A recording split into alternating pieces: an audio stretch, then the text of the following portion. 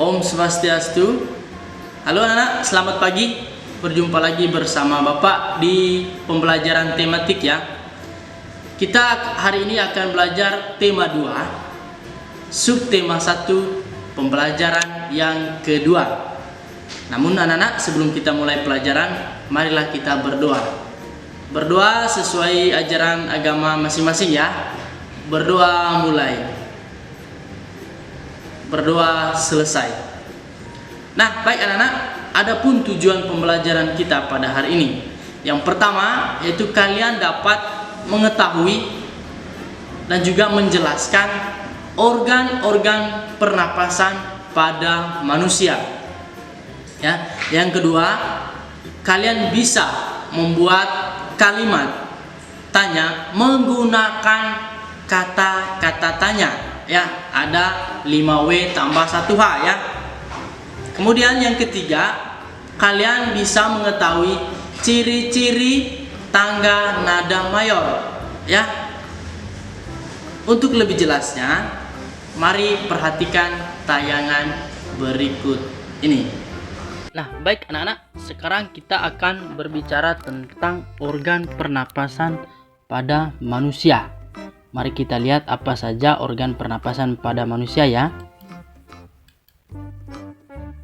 Nah, anak-anak perhatikan gambar berikut ini. Mari kita lihat. Yang pertama, hidung. Ya. Di hidung terjadi proses penyaringan debu dan kotoran oleh lendir dan rambut hidung dari udara yang dihirup. Ya. Jadi dalam hidung kita ada, kalau kita lihat, anak-anak bisa merabanya. Di situ terdapat rambut hidung. Nah, rambut hidung ini untuk menyaring atau sebagai filter kotoran-kotoran yang ketika kita menghirup udara ya, atau bernafas. Kemudian di dalam hidung juga terjadi proses penyesuaian suhu dan kelembapan udara untuk memudahkan proses penyebaran gas di dalam tubuh kita. Ya, ini organ pernapas yang pertama ya. Yang kedua, kita lihat faring ya. Nah, kalau kita lihat pada gambar, ini adalah faringnya.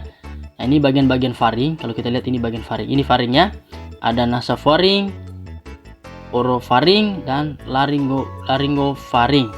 Nah, faring itu berguna untuk apa? Mari kita lihat. Nah, faring merupakan persimpangan antara dua saluran pernapasan pada bagian depan ya, dan saluran pencernaan pada bagian belakang.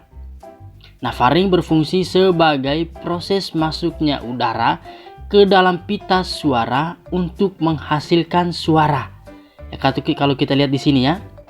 Nah, ini organ pernapasan di bagian belakang. Ini organ pencernaan bagian ini ya. Baru kita lihat. Sekarang kita lihat yang berikutnya, yang ketiga, laring ya. Nah, ini laring. Kalau kita lihat di sini laring ya, laring. Nah, laring itu apa? Nah, laring atau tekak ya, atau jakun. Kalau pada laki-laki, orang dewasa itu kelihatan memang jakunnya.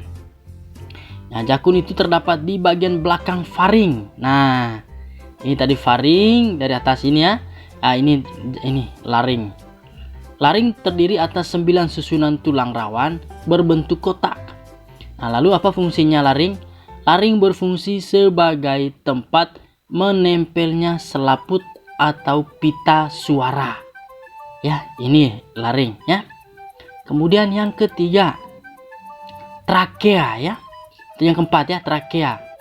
Nah, trakea itu atau biasa disebut juga dengan batang tenggorokan. Ya. Ya, trakea itu penghubung antara bagian hidung dengan rongga paru-paru. Kalau kita lihat ini ya, ini dia tenggorokan ya. Di dalam trakea terdapat epiglotis berupa tulang rawan yang sangat tipis sebagai pembatas antara saluran pernapasan dan saluran pencernaan. Nah, ini trakeanya. Trakea itu biasa disebut dengan batang tenggorokan. Trakea. Kemudian kita lihat yang kelima. Ya. Yang kelima itu adalah bagian pernapasan manusia, itu paru-paru. Nah, di dalam paru-paru itu terbagi menjadi 3. Bronkus yang pertama, Bronkus adalah batang tenggorokan bercabang dua yang menuju paru-paru kanan dan paru-paru kiri. Kalau kita lihat di sini, ini dia ya.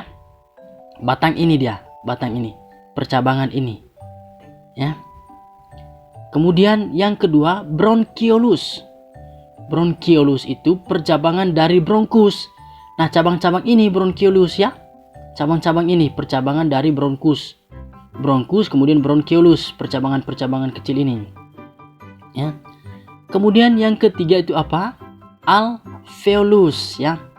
Nah, alveolus terdapat di ujung bronkiolus yang berfungsi sebagai tempat pertukaran O2 atau oksigen dan CO2 atau karbon dioksida. Ya, di ujung ini ya. Ujung-ujung bronkiolus ini disebut dengan alveolus. Alveolus itu berfungsi sebagai tempat pertukaran O2 dan CO2 atau oksigen dengan karbon dioksida. Oksigen digunakan untuk disalurkan ke seluruh tubuh kita, digunakan oleh tubuh kita. Sedangkan CO2 itu ya, itu yang tidak digunakan oleh tubuh kita atau yang biasa disebut dengan karbon dioksida. Nah, hal ini terjadi ketika kita bernafas dan menghembus. Ketika kita bernafas, kita menarik udara disaring kemudian masuk ke dalam tubuh. Di dalam tubuh terjadi proses penyaringan juga atau pertukaran yang oksigen diedarkan ke seluruh tubuh sebagai energi. Ya, kita bisa bernafas. Kemudian ketika kita menghembus, itulah udara yang keluar, itulah yang disebut dengan CO2 atau karbon dioksida. Ya, sampai di sini untuk organ pernapasan pada manusia. Nah, baik anak, mari kita coba perhatikan ya. Agar kalian bisa lebih memahami, coba perhatikan bagaimana udara itu masuk ke dalam tubuh kita atau proses pernapasan itu terjadi. Nah, ini ketika udara masuk, kita lihat panah yang biru. Ya. Nah.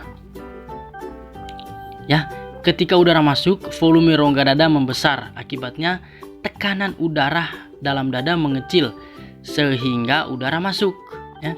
Kemudian diafragma, otot diafragma berkontraksi atau mendatar. Kalau kita lihat di sini, ini diafragma ya, ini. Kemudian rongga dada dan paru-paru membesar. Jadi paru-paru dan rongga dada kita ikut membesar ketika udara masuk ya. Kalau kita perhatikan tayangan ya, lihat itu rongga dada dan paru-paru kita ikut membesar. Nah, coba sekarang kita lihat, perhatikan udara keluar. Nah, ketika udara keluar ini masih melalui jalur yang sama. Ya, proses keluarnya ini karbon dioksidanya keluar. Mari kita lihat ya. Nah, ketika udara keluar, otot diafragma berelaksasi ya, atau melengkung ya. Melengkung, kita lihat pada gambar ini ya. Jadi proses pelengkungan, kemudian volume rongga dada mengecil dan mengakibatkan tekanan udara dalam dada membesar sehingga udara keluar ya. Ini kalau kita lihat rongga dada dan paru-paru ikut mengecil ya. Ini ketika udara keluar. Baik anak-anak, tadi kita sudah berbicara tentang organ pernapasan pada manusia. Sekarang kita lihat kata-kata tanya agar kita bisa menemukan sebuah informasi ya. Menjawab pertanyaan dan mengelola informasi dari teks menggunakan kata tanya tentunya ya. Terdapat beberapa pertanyaan yang harus kita jawab agar kita lebih memahami isi teks. Ini bagaimana cara kita bisa memahami isi teks dengan menggunakan kata tanya berikut ya. Nah, yang pertama, apa? Ya. Apa itu digunakan untuk menanyakan tentang benda, sebab, akibat, judul, dan tema dalam sebuah teks. Misalnya, apa judul dari teks ini? Kemudian apa akibat? Kemudian apa sebabnya? Apa judul dari teks? Ya. Kemudian di mana? Yang kedua, kata tanya yang kedua di mana? Nah, di mana ini digunakan untuk menanyakan tempat atau latar. Misalnya, di manakah tempat kejadiannya? Ya, itu misalnya. Kemudian yang ketiga, kapan. Nah, kapan ini digunakan untuk menanyakan waktu kejadian atau suatu peristiwa. Ya. Misalnya kapan terjadi peristiwa itu, atau kapan terjadi peristiwa gempa bumi atau tanah longsor, ya. Itu menanyakan waktu. Kemudian siapa.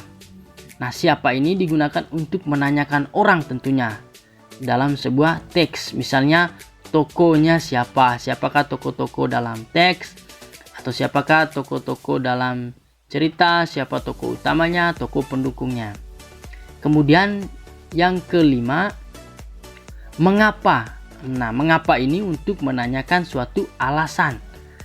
Alasan suatu masalah dalam teks. Misalnya, mengapa sampai terjadinya kebakaran misalnya dalam teks, ya, atau lain sebagainya. Kemudian yang berikutnya, bagaimana. Nah, bagaimana ini untuk menanyakan cara membuat, prosesnya, urutannya, pendapatnya, atau sikapnya. Misalnya, bagaimana cara membuat kue, atau bagaimana proses pembuatan kue itu misalnya, atau bagaimana menurut pendapatmu. Nah, itu ya. Nah, kemudian yang berikutnya, berapa. Nah, berapa ini untuk menanyakan jumlah atau banyaknya benda. Ya, misalnya berapa orang yang ada dalam cerita itu, ya, dan lain sebagainya. Nah, ini untuk kata-kata tanya yang bisa memudahkan kita untuk mengelola atau mencari tahu informasi dalam sebuah teks, ya. Nah, baik anak-anak, sekarang kita coba memperhatikan tentang tayangan yang berikut ini, ya. Nah, ini berkaitan dengan tanda nada diatonis mayor. Nah, di pembelajaran sebelumnya kita sudah pelajari tentang tangga nada diatonis minor, ya. Nah, lalu apa itu tangga nada? Nah, tangga nada adalah urutan nada yang disusun secara berjenjang, ya. Ya, di pelajaran sudah kita pelajari. Lalu apa itu tangga nada diatonis? Nah, tangga nada diatonis itu adalah rangkaian 7 nada dalam satu oktav yang memiliki susunan tinggi nada yang teratur. Nah, nada-nada pada tangga nada diatonis mayor berjarak, ya, ini jaraknya 1, 1,5, 1, 1, 1,5, ya. Kemudian ciri-cirinya, ya, ciri-ciri dari tangga nada diatonis ini dalam sebuah lagu itu dia bersifat gembira atau bersemangat. Biasanya diawali dan diakhiri dengan nada do atau sama dengan C. Nah, kalau kita lihat dalam misalnya lagu-lagu nasional, ya, lagu-lagu nasional itu yang bersifat semangat, misalnya Indonesia Raya itu kan semangat Indonesia, ya, tanah airku, dan seterusnya itu menggunakan tangga nada diatonis mayor. Kenapa? Karena dia bersifat riang, gembira, dan bersemangat. Nah, beda lagi kalau misalnya judul lagunya tentang gugur, ya, gugur bunga, itu kan bersifat sedih, itu berarti menggunakan tangga nada diatonis minor, ya. Nah, ini contoh lagu yang bertangga nada diatonis mayor, bisa Hari Merdeka, Garuda Pancasila, Maju Tak Gentar, dan Indonesia Raya, dan masih banyak lagi, ya. Nanti anak-anak bisa cari tahu sendiri, ya. Baik anak-anak, demikian pembelajaran kita pada hari ini. Bagaimana perasaan kalian? Menyenangkan, bukan? Nah, sebelum kita mengakhiri pembelajaran kita pada hari ini, mari kita simpulkan bersama-sama. Yang pertama, berkaitan dengan organ pernapasan pada manusia. Tadi kita sudah sebutkan satu persatu, ada melalui hidung, kemudian faring, laring, trakea, kemudian masuk ke bronkus, kemudian masuk ke paru-paru, ya. Ada bronchiolus dan ada alveolus di situ, ya. Nah, kalian sudah pelajari bersama-sama tadi. Kemudian yang berkaitan dengan kata tanya, ya, ada apa, siapa, mengapa, di mana, bagaimana, dan kapan. Nah, itu kata tanya yang sering kita gunakan dalam kehidupan sehari-hari, harus digunakan, ya. Kemudian yang ketiga berkaitan dengan ciri-ciri tangga nada mayor. Nah, kalian tadi sudah kita pelajari ya, bagaimana atau apa saja ciri-ciri tangga nada mayor. Nah, sudah kita pelajari ya. Demikian pembelajaran kita hari ini. Semoga bermanfaat untuk kalian. Sekian dan terima kasih. Dadah.